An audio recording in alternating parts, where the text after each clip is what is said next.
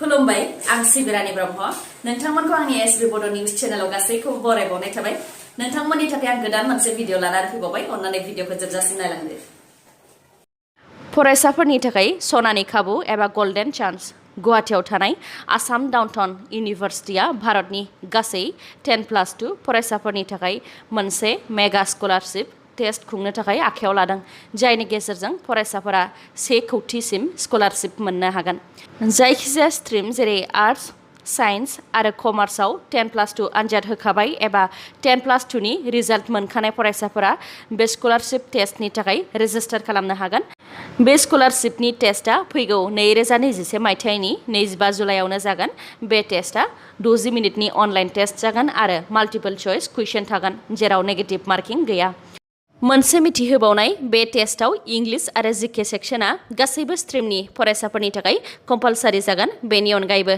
फरायसाफोरा गाव स्ट्रीमनि गुबुन गुबुन पेपारनि आनजाद होनो नांगोन गोसो गोनां फरायसाफोरा बे स्कलारशिप टेस्टनि थाखाय 2021 मायथाइनि 22 जुलाइनि गेजेराव मोनसे वेबसाइटनि गेजेरजों रेजिस्टार खालामनो नांगोन बे वेबसाइटखौ डिस्क्रिप्शनाव होनाय जाबाय डक्टर हेमन्त बिश्व शर्मा बिथाङा आसामनि चिफ मिनिस्टार महरै समायखिरा लानाया मैया आबुङै दान मोननाय जाबाय मैयानि केबिनेटआव बिथाङा माखासे गोनांथार थांखिफोर फोसावदों बेनि मादाव आसामाव गोदो गोदायनिफ्रायनो रायजो जाबोनाय ट्राइबेल सुबुंफोर जायहा राव हारिमु आरो धोरोम दङ बिथांमोननि धोरोमखौ रैखाथि होनो थाखाय मोनसे थांखि लादों बेनि थाखाय गोदानै department for indigenous faith and culture बिफान दानो थाखायबो गनायथि होबाय आरो बे बिफाना उदां बिफान जागोन एबा इन्डिपेन्डेन्ट जागोन बिथां डक्टर हेमन्त बिश्व शर्माया फोरमायथिदों दि बाथौ धोरोम ब्रह्म धोरोमजों लोगोसे टि गार्डेन कमिउनिटिफोरनि धोरोम आरो राभा मिसिं मरान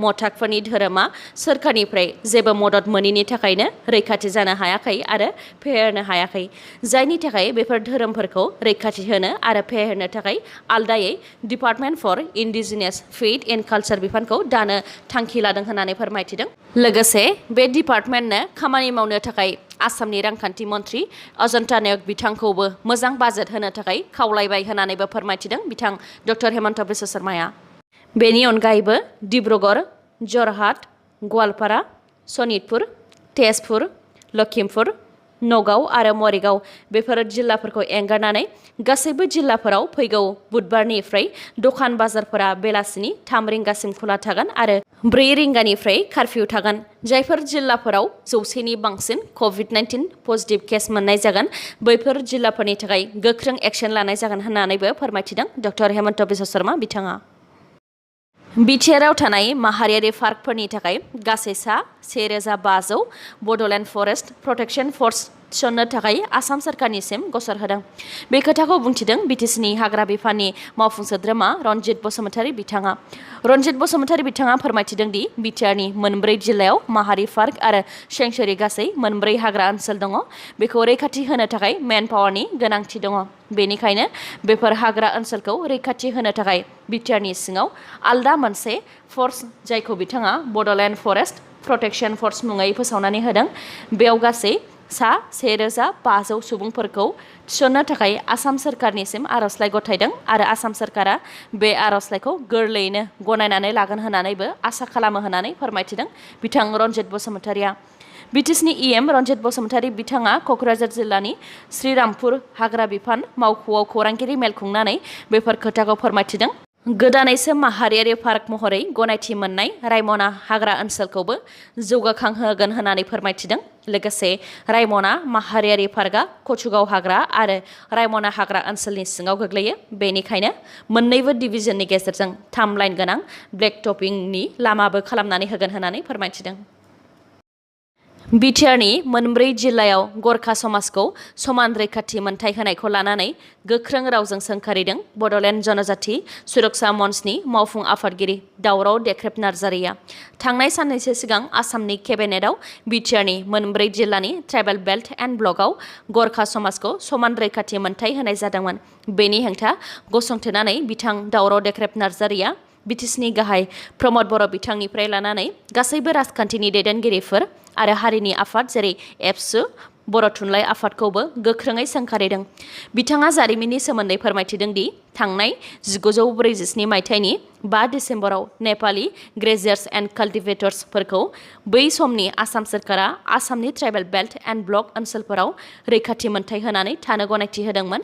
बेबायदि गनायथि मोनखांनायनि उनाव बांलादेश, नेपाल, भुटान बेफोर हादरनिफ्राय गोबां नेपालीफोरा आसामनि ट्राइबेल बेल्ट एन्ड ब्लक ओनसोलफोरखौ दखल खालामफैदोंमोन एबा आवग्रिनानै लाफैदोंमन।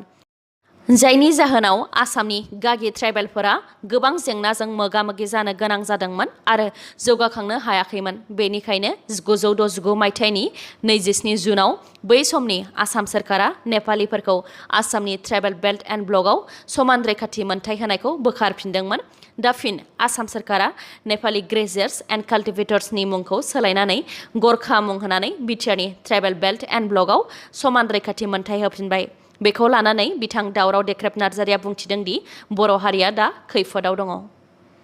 थैलाय उजिलाय माब्लाबाबो एमएलए एमपि जाया, हारिया देरसिन होननानै बुंग्रा प्रमद बर' बिथाङा बे जाथिनि खैफोदनि समाव बबाव सिरि थाखो होननानै सोंथि खालामदों बिथां दावराव देख्रेब नार्जारिया। बिथाङा फोरमायथिबावदों दि खोनानाय बायदिब्ला बिटिसि सोरखारा आसाम सोरखारनो गरखाफोरनो बिटिआरआव समान रैखाथि मोनथाय होनो थाखाय एनअसि होदों। लोगोसे बिथाङा बर' थुनलाइ आफादखौ सिरियै रायथाइ खन्थाइ सुजुनायनि सोमोन्दैल' सानबाय दाथासै, हारिनि खैफोदनि समाव बेनि हेंथायै गसंफैदो होननानैबो खावलायहरदों आरो बेफोर गासैबो गुबै बिबानखौ एबसुनि होननानै बुंथिदों बिथाङा।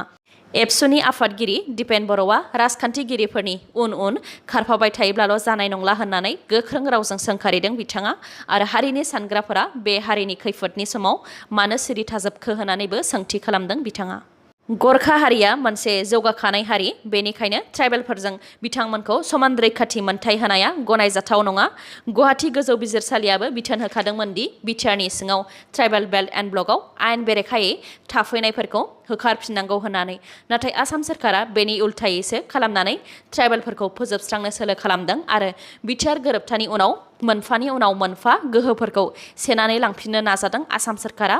बेनिखायनो गासैबो खौसे जानानै बेखौ बोखारफिननो थाखाय सोमावसारनांगौ होननानै फोरमायथिदों बिथाङा। नंखाय एलआइसिनि एजेन्ट मुङा सौरभ, गोदै गोदै खोथा बुंनानै गावखौनो एलआइसिनि एजेन्ट सिनायथि होनानै पलिसिनि मुङाव रां लाङोमोन। नाथाय पलिसिनि मुङाव दोनहरनाय रांखौ गुबुननि एकाउन्टावसो सोयोमोन एलआइसि एजेन्ट सौरभआ। बे जाथाया नलबारियाव जादों। जाथायजों मोगा-मोगि जानांनाय सुबुङा फोरमायथिनाय बायदिब्ला एलआइसि एजेन्ट सौरभनि गोदै गोदै राव बुंनायाव बिथाङा थांनाय 2000 मायथाइनिफ्रायनो पलिसि खुलिदोंमोन आरो बिथांनि बेंक एकाउन्टनिफ्राय राङा एलआइसि एकाउन्टआव हाबहैगासिनो दंमोन। नाथाय 2013 मायथाइनिफ्राय बिथांनि बेंक एकाउन्टनिफ्राय रां दानदोंमोनब्लाबो एलआइसि एकाउन्टआव हाबहैयाखैमोन, गुबुननि एकाउन्टआवसो राङा थांगासिनो दंमोन। बे जाथाया सोराङाव फैदों जेब्ला बिथाङा बावैसो सिगांसो एलआइसि एकाउन्टखौ चेक खालामनानै नायदों। बेबायदि जाथाय जाखांनायनि उनाव एलआइसि एजेन्ट सौरभनाव फन हरब्लाबो फना जेब्लाबो सुइच अफ जायो होननानैबो फोरमायथिदों बिथाङा। बे जाथायखौ लानानै दा प्रागज्यतिसपुर पुलिस थानायाव केस फाइल खालामनाय जाबाय होननानैबो फोरमायथिदों बिथाङा। नंखाय एलआइसि एजेन्ट सौरभआ बिथांखौ बेबायदि खालामनायनि अनगायैबो 40निबो बांसिन सुबुंफोरखौबो बेबायदिनो खालामदों आरो दा खारखोमानानै दङ होननानै फोरमायथिदों। प्राइम मिनिस्टार मदिनि गोदान केबिनेटआव 42% क्रिमिनेल केस गोनां मिनिस्टारफोर। एस'सिएशन फर डेम'क्रेटिक रिफर्म्स एडिआरआ बेनि सायाव रिपर्ट दिहुनदों। एडिआरनि रिपर्टनि बायदिब्ला पिएम मदिनि केबिनेटआव 43 गोदान मन्थ्रि सोसनदेरनायनि उनाव गासै 78 मन्थ्रि जाहैदों। बेनिनो 33 एबा 42%आ क्रिमिनेल केस दङ। 33नि मादाव 24नाव सिरियास क्रिमिनेल केस दङ, जेरै मानसि बुथारनाय, मानसि बुथारनो नाजानाय आरो लुथिनाय। बिनि अनगायैबो 78 मन्थ्रिफोरनि मादाव 70आ खौटिनि बिगोमा। प्राइम मिनिस्टार मदिनि मन्थ्रिफोरनि गर एसेटआ सासेयाव 16,24 लाख रां जाहैयो। प्राइम मिनिस्टार मदिनि केबिनेटआव बयनिख्रुइबो बांसिन एसेट थानाय मन्थ्रिफोरा जाहैबाय फारियै ज्योतिरादित्य सिन्धिया 379 कौटिनि बांसिन, बिथांनि उनाव पीयूष गोयल 95 कौटिनि बांसिन, नारायण राणे 87 कौटिनि बांसिन आरो राजीव चन्द्रशेखर 64 कौटिनि बांसिन। मख'नो गोनांदि बिसायख'थिनि समाव बिजाथिया एफिडेभिटआव फोरमायनानै लानाय रिपर्टनि सायावनो एडिआरआ बेफोर गासै रिपर्टखौ दिहुनदों। आसाम पुलिसनि गिदिर जाफुंसारनाय गंसे ट्राक गारिजों लोगोसे 850 केजिनि गान्जा आरो सानै सुबुंखौ हमनो हादों।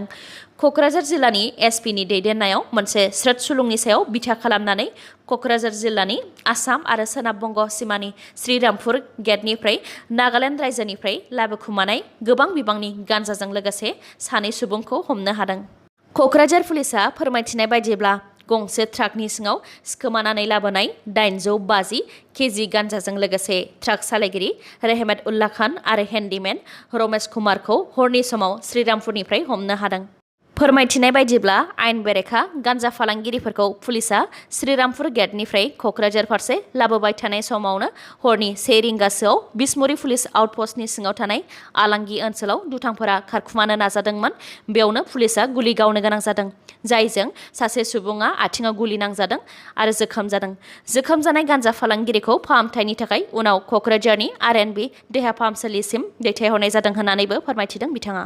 फोरमायथिनाय बायदिब्ला भारत हादरनि गेजेरावनो सा सानजा रायजोनि गंथाम रायजोफोर फारियै मणिपुर, नागालेन्ड आरो अरुणाचल प्रदेशआव गोबां गान्जानि आबाद मावनाय जायो आरो बैफोर गान्जाफोरखौ सोनाब फारसे गोबां रांनि बेसेनाव दैथायहरो होननानै फोरमायथिदों। मैया बेलासिनि समाव खौरां फोसावनाय जादोंमोन। जायफोर बिथांमोनहा मैया बेलासिनि समाव खौरां नायखांबाय बिथांमोनहा बेनिफ्रायनो स्किप खालामनो हासिगोन आरो जायफोर बिथांमोनहा मैया बेलासिनि समाव खौरांखौ नायाखैमोन बिथांमोनहा भिडिअखौ जोबजासे नायलांनो हागोन। आसामनि गाहाय डक्टर हेमन्त बिश्व शर्मा बिथांनि केबिनेटआव मन्थ्रिनि बिबानखौ सोलाय सोल' खालामदों। सिगाङाव उर्खाव गोरा ब्रह्म बिथांनो handloom and textile, soil conservation आरो welfare of plain tribe and backward classes बिटिसिनि बिबानखौ होनाय जादोंमोन आरो डक्टर रनज पेगु बिथांनो सोलोंथाइनि मन्थ्रिनि बिबाननि अनगायैबो welfare of plain tribe and backward classes नन बिटिसिनि बिबानखौ होनाय जादोंमोन।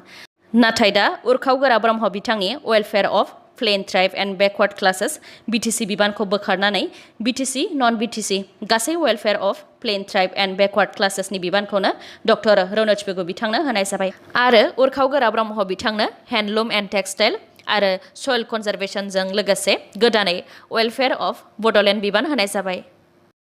डिब्रुगड़नि आसाम मेडिकेल कलेज एन्ड हस्पिटाला भारतनि मादावनो गिबिसिन गभर्नमेन्ट मेडिकेल कलेज जानो हाबाय, जाय स्ट्रक एबा हार्ट एटेक जानायनि 3 घन्टानि गेजेरावनो मबाइल भेन एबा गारिनि सिङावनो सिटि स्केन खालामनानै थ्रम्बलाइसिस खालामनो हादों। थ्रम्बलाइसिसआ मोनसे रोखोमनि फाहामथाय जायनि गेजेरजों स्ट्रक एबा हार्ट एटेक जानायखौ फाहामनाय जायो। हार्ट एटेक जानाय समाव थ्रम्बलाइसिस फाहामथायनि गेजेरजों थैनि रोदायाव थै लाथा खानायखौ गलिहोयो, थै खारनायखौ मोजांसिन खालामो आरो देहानि अंगफोरखौ नस्थ' जानायनिफ्राय रैखा खालामनो हायो। गुबैयै थ्रम्बलाइसिसखौ आइसिइउआवसो खालामनाय जायोमोन, नाथाय दा आसाम मेडिकेल कलेज एन्ड हस्पिटाला मबाइल भेन एबा गारिनि सिङावनो खालामनो हानानै भारतआवनो थ्रम्बलाइसिस खालामनो हानाय गिबिसिन गभर्नमेन्ट मेडिकेल कलेज जानो हाबाय। दिनैनि भिडिअआ एसेनोसै। गाबोन आरो गोदान भिडिअजों लोगो मोनफिनबावगोन। नोंथाङा दासिमबो आंनि चेनेलखौ साबस्क्राइब खालामाखैबा अन्नानै साबस्क्राइब खालामदो, लोगोसे लाइक, कमेन्ट आरो शेयार खालामनो दाबाव। गोजोन्थों।